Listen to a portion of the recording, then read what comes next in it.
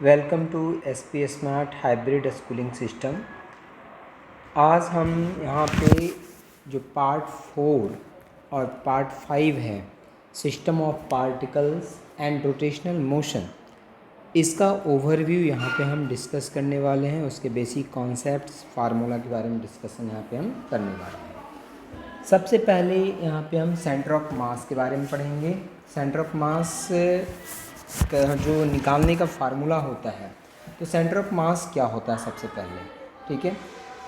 तो हम जानते हैं कि सेंटर ऑफ मास जो होता है एक पॉइंट होता है जहाँ पे जो टोटल बॉडी होता है उसका मास जो होता है कंसंट्रेटेड होता है।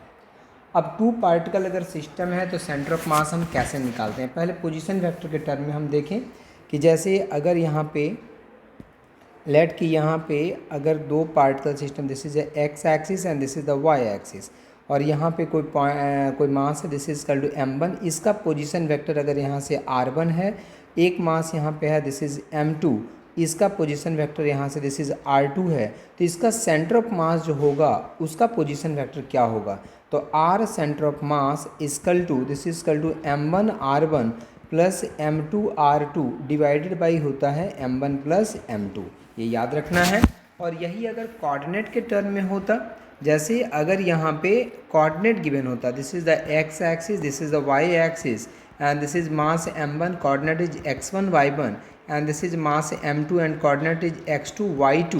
so what is the center of mass। तो center of mass अगर इस कंडीशन में हम center of mass निकालते तो एक center of mass is equal to this is m1 x1 plus m2 x2 and divided by यहाँ पे हो जाता है this is m1 plus m2। इसी तरीके से y centre of mass is equal to हो जाएगा this is m1 y1 plus m2 y2 divided by m1 plus m2। तो इस तरह से हम सेंटर ऑफ मास फाइंड करते हैं। अगर 3 पार्टिकल सिस्टम है, 4 पार्टिकल सिस्टम है, तो सभी के लिए हम इसी तरीके से सेंटर ऑफ मास की वैल्यू निकालते हैं। नेक्स्ट है कि ये तो हो गया पॉइंट मास के लिए। अगर कंटिन्यूस मास है तो उसके लिए सेंटर ऑफ मास हम कैसे फाइंड करेंगे।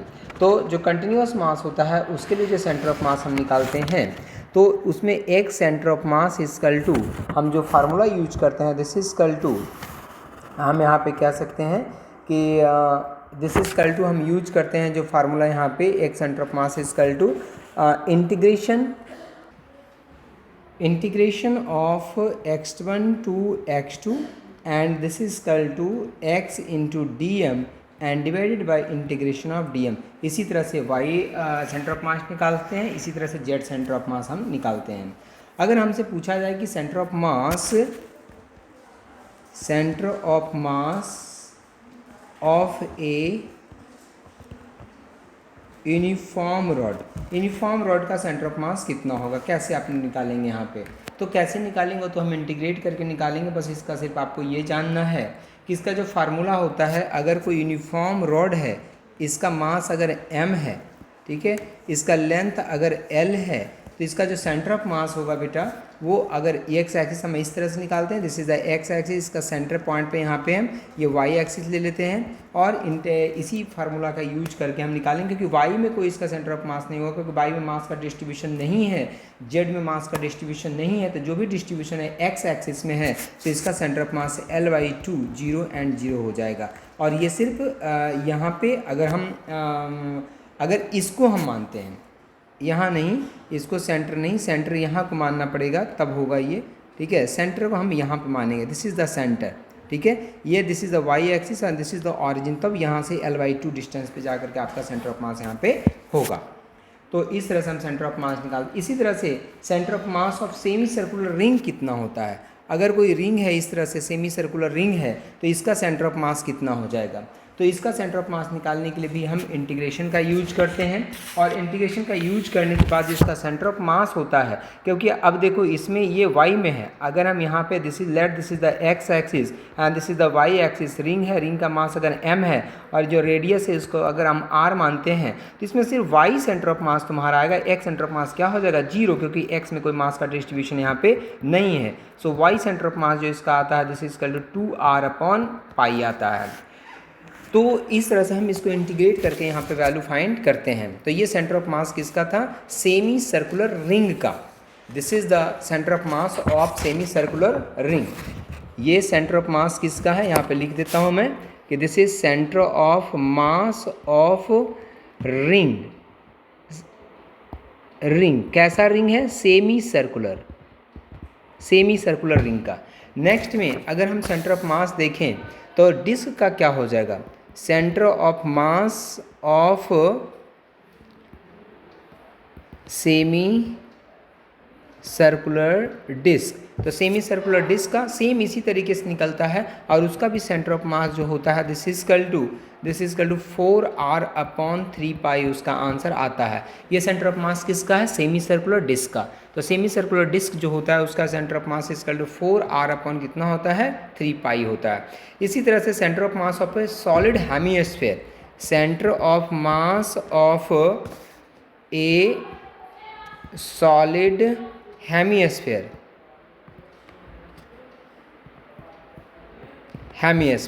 तो सॉलिड हेमिस्फीयर जो सेंटर ऑफ मास होता है, Y centre of mass is equal to 3r/ कितना होता है, 8 होता है। This is the centre of mass of solid hemisphere.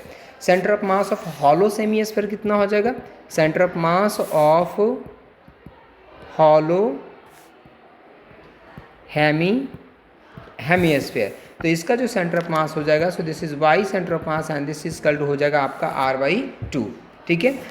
अगर हम सेंटर ऑफ मास निकालें कोन का, centre of mass of a solid cone, centre of mass of a solid कोन, तो सॉलिड कोन जो होता है उसका सेंटर ऑफ मास जो हो जाएगा आपका, सॉलिड कोन इस तरह से होता है और इसका सेंटर ऑफ मास जो होगा वाई सेंटर ऑफ मास इसमें भी आएगा, क्योंकि एक्स में कोई मास का डिस्ट्रीब्यूशन यहाँ पे हम नहीं मानेंगे, तो ये वाई डायरेक्शन इधर है, तो वाई सेंटर ऑफ मास जो इसका आता है दिस इज 3h/4 आता है। And what is h, h is the height from the base. ठीक है, h जो है हाइट फ्रॉम द बेस है, तो 3h/4 पे होता है। इसके बाद तो बहुत सारे सेंटर मास हमने डिस्कस कर दिए, इससे ज़्यादा की ज़रूरत आपको है नहीं। ठीक है, तो सेंटर ऑफ मास इस तरह से हम फाइंड करते हैं। इसके बाद है मोशन ऑफ सेंटर ऑफ मास। जो सेंटर ऑफ मास है उसका मोशन क्या होता है, so this is equal to motion of centre of mass. तो हम जानते हैं V centre of mass is equal to, हम देखें तो वी सेंटर ऑफ, अगर बहुत सारे पार्टिकल है कि m1 है उसकी वेलोसिटी v1 है, एक मास m2 है उसकी वेलोसिटी v2 है, एक मास m3 है वेलोसिटी v3 है, n मास इसी तरह से है, तो mn मास है उसका वेलोसिटी vn है, तो उसका सेंटर ऑफ मास कितना हो जाएगा, so this is equal to m1 v1 and plus कितना हो जाएगा, this is m2 v2 plus dot dot dot, इसी तरह से this is equal to mn vn and divided by कितना हो जाएगा, so this is equal to total mass m।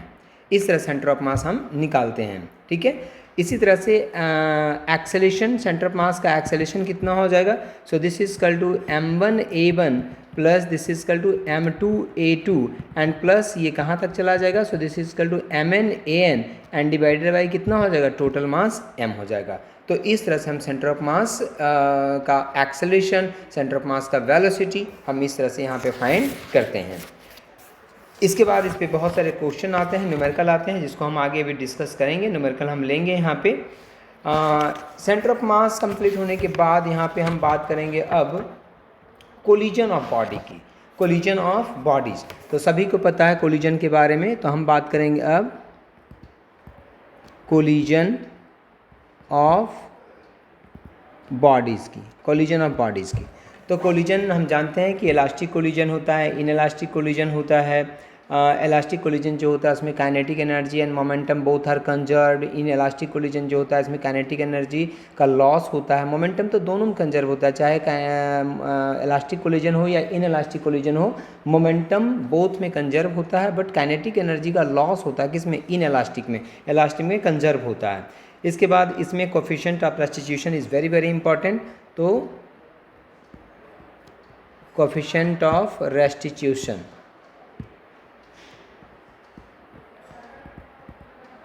Coefficient of restitution and इसको हम ई से डिनोट करते हैं। Coefficient of restitution e equal to होता है velocity of separation along the line of impact divided by velocity of approach,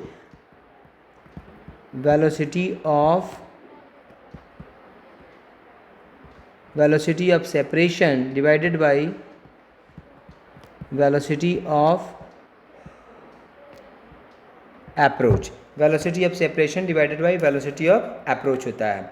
जो आपका ई होता है, ई की वैल्यू 0 और 1 के बीच में होता है, ठीक है। और इस पर डिपेंड करता है, अगर value E is 1, E equal to अगर 1 होता है तो उसको हम इलास्टिक कोलिजन कहते हैं, इलास्टिक कोलिजन कहते हैं।